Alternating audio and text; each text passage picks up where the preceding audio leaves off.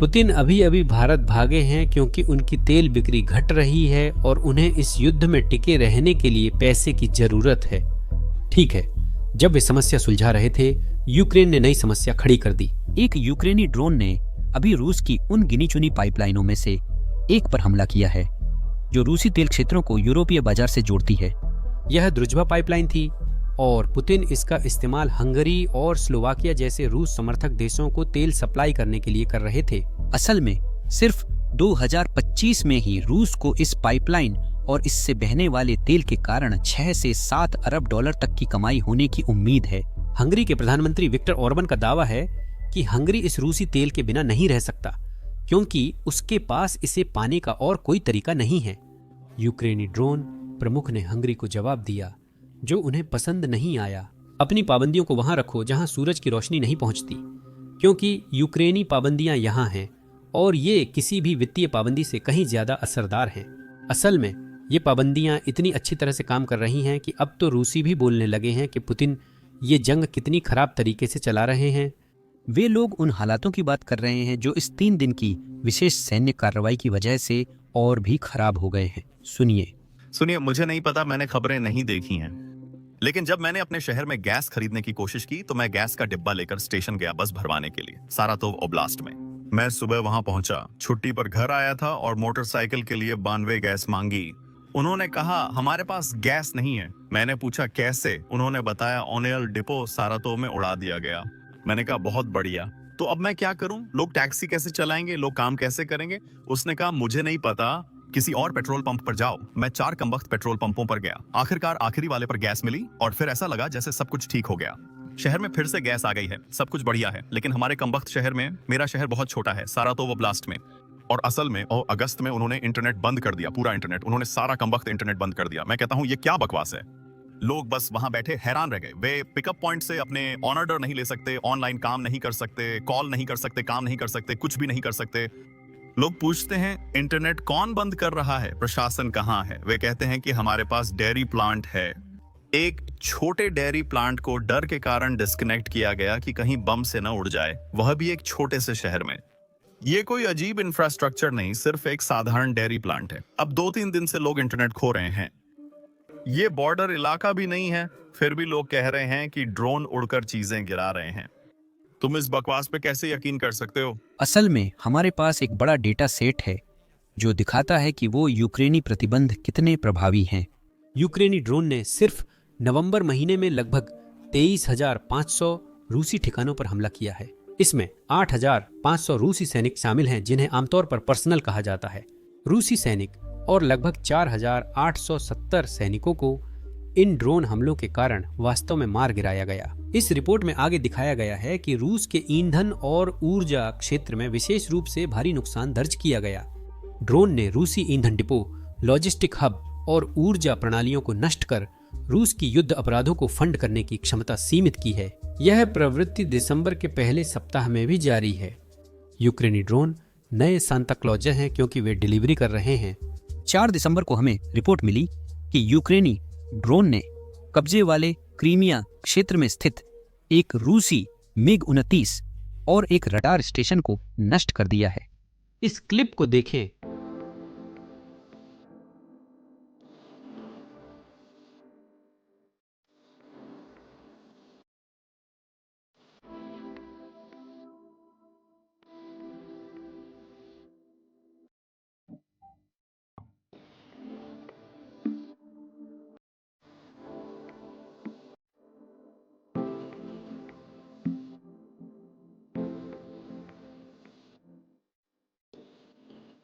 फिर ठीक अगले दिन 5 दिसंबर को उन्होंने क्रीमिया में लगभग $100 मिलियन मूल्य के रूसी उपकरणों को नष्ट कर दिया। फिर से इसमें एक सू-24 बॉम्बर, एक रडार सिस्टम, एक पोर्टलेट रडार, एक ओरिएंट यूएवी जो सिर्फ एक ड्रोन है और एक कोस्टा लो एल्टीट्यूड रडार शामिल था। इस घोषणा के साथ उन्होंने जो क्लिप जारी की थी उस पर एक नज़र डालिए। हम अंत में सू-24 बॉम्बर देख सकते हैं।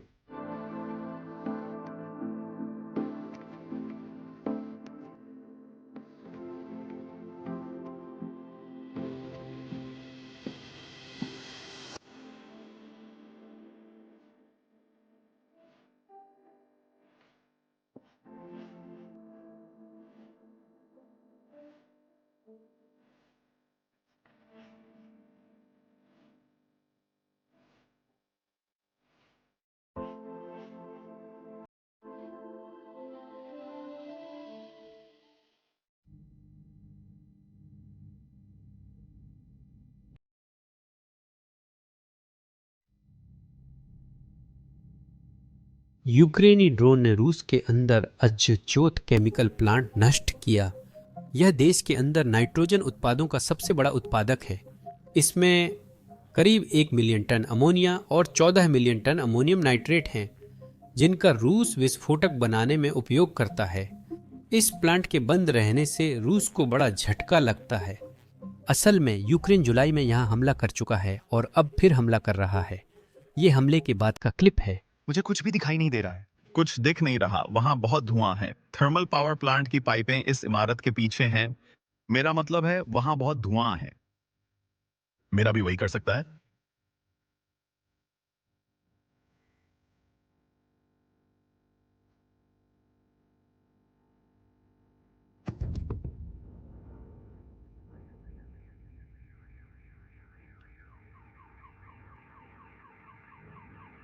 और जाहिर है हम यूक्रेनी हमलों को नहीं भूल सकते जो पुतिन की जीवन रेखा पर हुए। वो चीज जो उसके दिल के सबसे करीब है, उसकी तेल इंडस्ट्री। 5 दिसंबर को यूक्रेनी ड्रोन ने रूस की कई रिफाइनरियों और तिमिरुक सीपोर्ट, जो सैन्य ईंधन केंद्र है, पर हमला किया।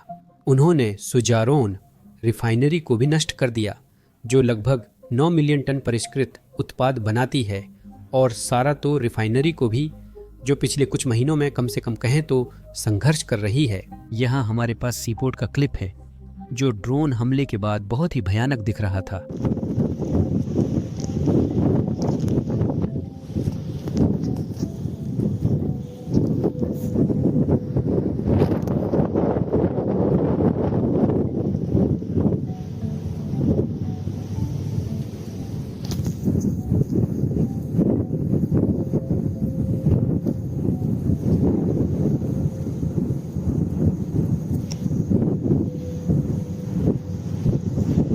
अब चलिए फ्रंट लाइन के दूसरी तरफ देखते हैं।